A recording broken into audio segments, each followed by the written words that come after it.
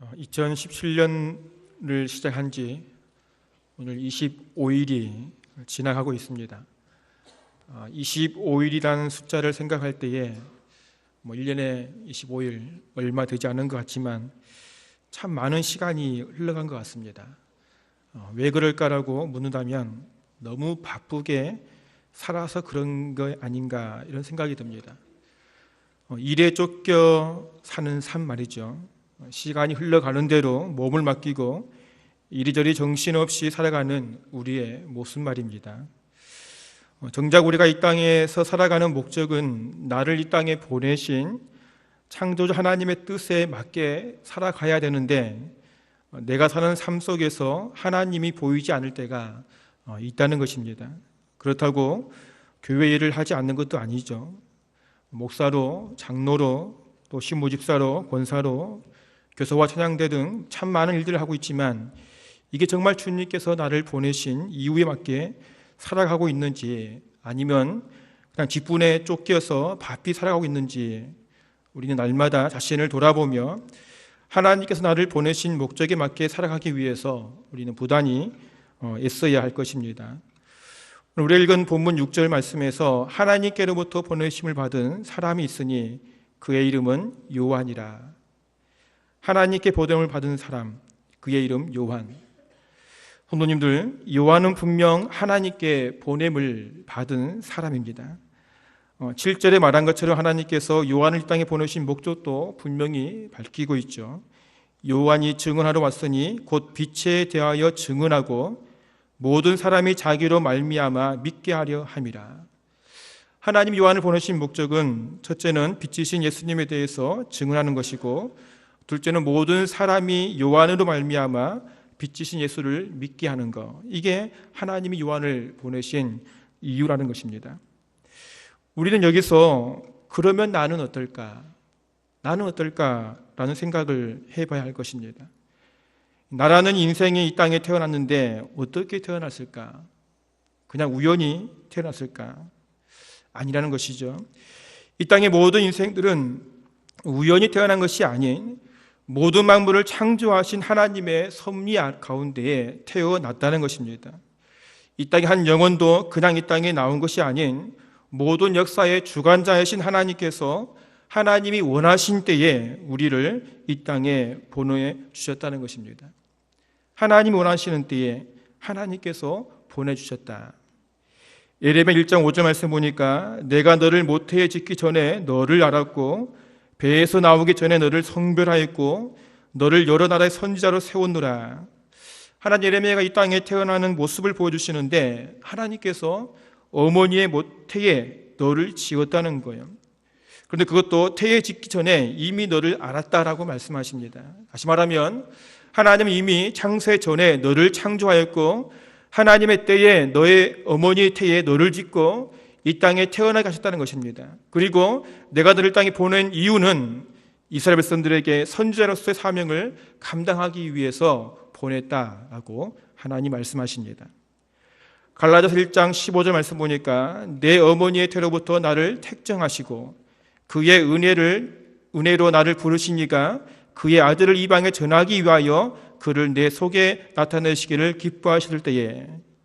사도 바울 역시 하나님께서 어머니 태에 나를 지으시고 나를 이방인 사도로 보내셨다 그렇게 말씀하십니다.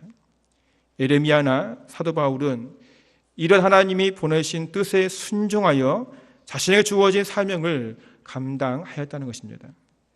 우리도 마찬가지입니다.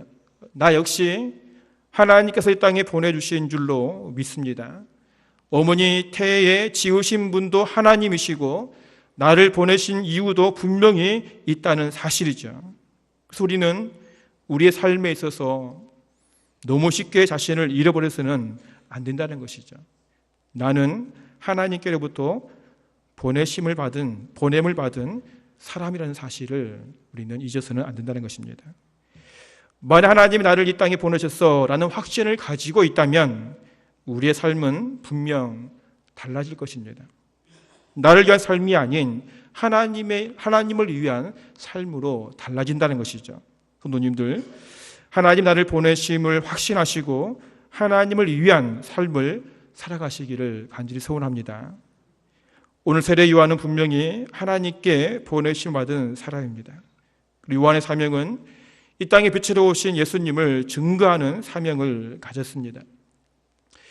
요한은 자신의 사명을 한 번도 잊어버리지 않았습니다. 이 400년이란 시간 동안 하나님의 음성을 듣지 못한 영적으로 무지한 백성들에게 선지자를 통해서 예언하셨던 메시아의 길을 예비하기 위해서 자신이 보냈다는 사실을 항상 가슴에 담고 요한은 살아왔다는 것입니다.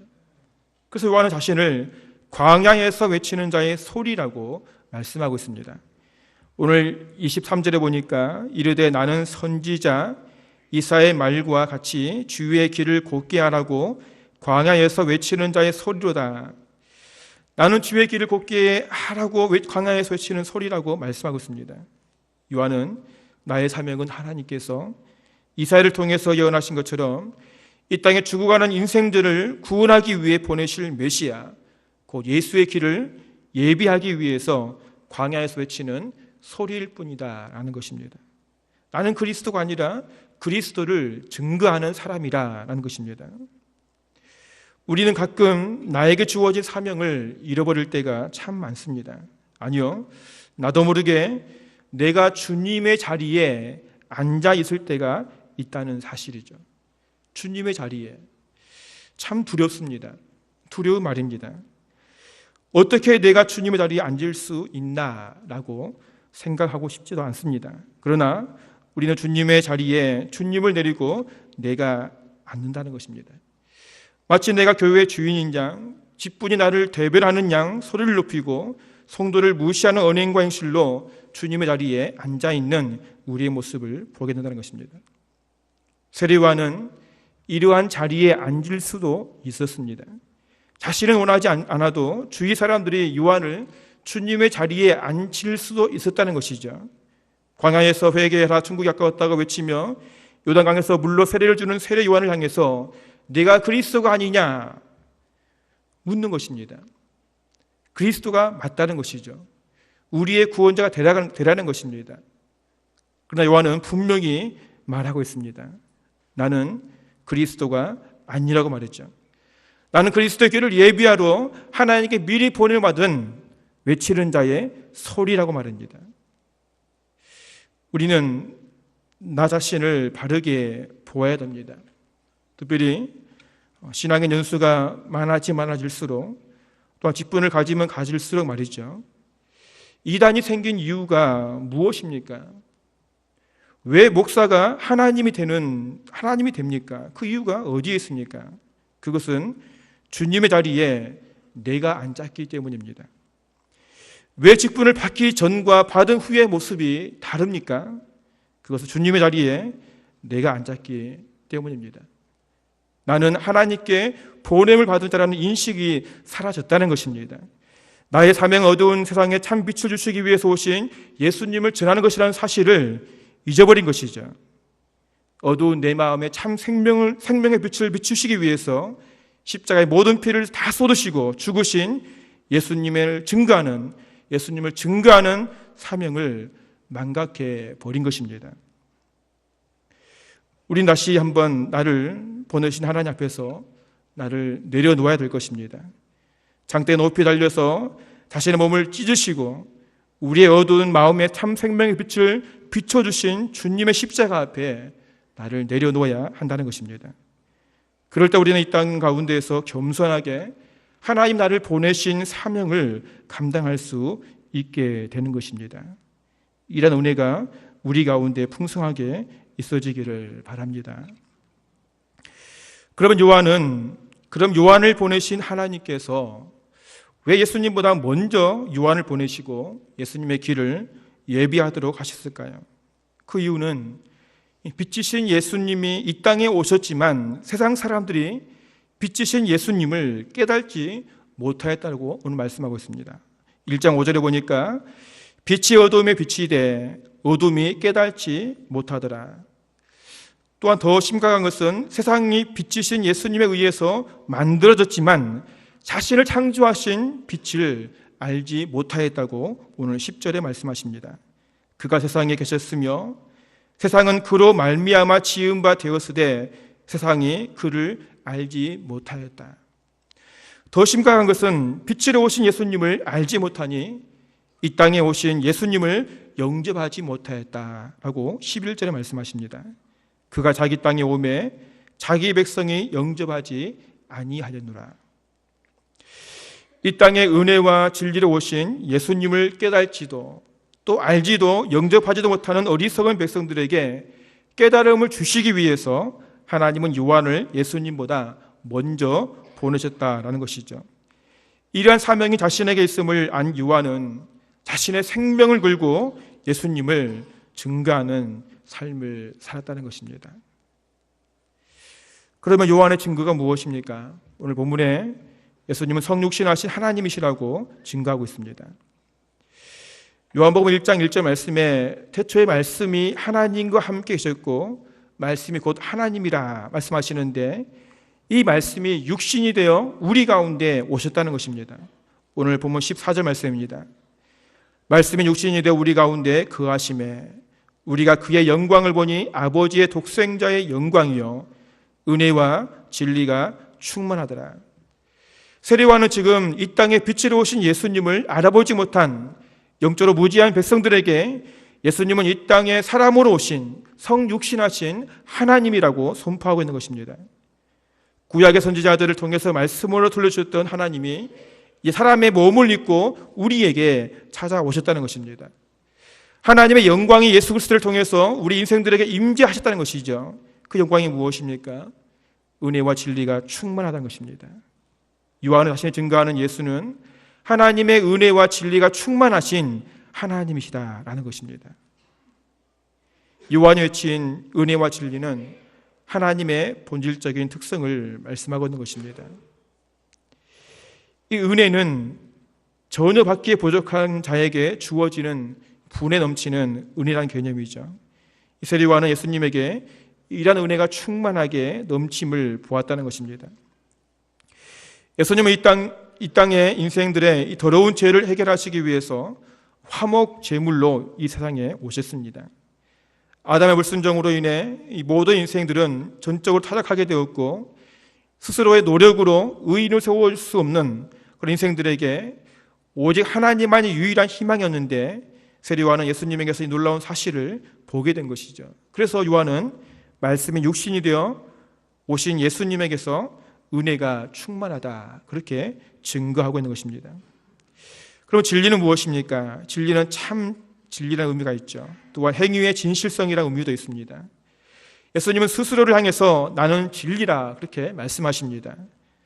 예수께서 이르시되 내가 곧 길이요 진리요 생명이라 말씀하시죠. 또 자신을 믿는 모든 자에게 진리의 영, 곧 성령을 보내주신다라고 말씀하셨습니다. 요한복음 15장 26절 보니까 내가 아버지께로부터 너에게 보낼 보혜사 곧 아버지께로부터 나오시는 진리의 성령이 오실 때에 그가 나를 증언하실 것이요. 이렇게 세례 요한도 그리고 예수님도 이 이스라엘 백성들에게 예수님이 진리라고 말씀하신 이유는 이스라엘 백성들은 하나님을 향해서 진리의 하나님이라는 사실을 잘 알고 있었기 때문입니다. 그래서 요한은 성육신하신 예수님을 보니 진리가 충만하다 이렇게 말씀하고 있는 것입니다. 그래서 요한은 이 땅에 빛으로 오신 예수님을 참 그리스도시며 참 하나님이라고 말씀하고 있는 것이죠. 오직 그리스도이신 예수님 안에 은혜와 진리로 충만하게 임하였다는 것입니다. 충만하다는 것은 흘러 넘친다는 것이죠. 영원히 마르지 않는 샘과 같은 은혜와 진리가 충만하여 모든 사람들에게 흘려보낼 수 있는 생명의 능력이 예수님에게 있다는 것입니다. 그래서 예수님은 요한복음 7장 31절에 누구든지 목마르거든 내게로 와서 마시라고 말씀하고 있는 것입니다. 성도님들, 우리에게 임하는 은혜는 오직 은혜와 진리가 충만하신 예수님께 나아갈 때에 우리에게 은혜로 임하시는 줄로 믿으시기 바랍니다. 그래서 요한은 증거하기를 오늘 16절 말씀에서 우리가 다 그의 충만한 데서 받으니 은혜 위에 은혜로라 라고 증거하고 있는 것입니다. 이번 설 명절을 맞이해서 우리 안에 있는 주님의 은혜가 우리 가정 속에 충만하게 흘러 들어가기를 간절히 소원합니다. 말씀 맺기를 원합니다. 세례요한은 이 땅에 하나님께 보내심을 받은 수많은 사람 중에 한 사람입니다. 요한 자신이 하나님께 보냄을 받은 사명, 선지자를 통해서 말씀하신 이 메시아의 길을 예비하신 것임을 항상 가슴에 새기고 살아왔습니다. 그래서 요한은 광야에서 외치는 사람으로서, 외치는 자의 소리로서 감히 주님의 신발끈을 풀기도 감당할 수 없는 사람이지만 예수 그리스도가 이 세상에 빛으로 왔노라고, 하나님의 육신을 입고 이 땅 가운데 영광의 빛으로 오셨다고, 예수 안에 은혜와 진리가 충만하다고 증거했던 것입니다. 우리도 또한 하나님께 보내심 받은 사람인 줄로 믿습니다. 하나님 우리에게 주신 사명이 무엇입니까? 나에게 준 사명이 무엇입니까? 여러 가지가 있겠지만 그 세례요한처럼 나에게 참 생명을 주신 예수님을 전하는 것, 이게 아니겠습니까? 성령이 너에게 임하시면 너희가 권능을 받고 땅끝까지 이르러 내 증인이 되리라. 주님의 이 세상 성도들에게 주신 명령입니다. 아니, 예수를 나의 구주로 고백하는 나에게 주신 사명입니다. 우리도 주님이 다시 오실 때까지 오직 예수만을 증거하는 삶을 살아가시기를 간절히 소원합니다. 우리의 모든 삶 속에서 오직 예수님만이 드러나는 삶을 살아가시기를 바랍니다. 특별히 은혜와 진리가 충만하신 주님의 은혜가 우리 모든 성도들을 통해서 우리 가정 속에 충만하게 흘러들어감을 통해서 이번 설 명절이 참 생명의 역사가 일어나는 설 명절 되어지기를 간절히 소원합니다.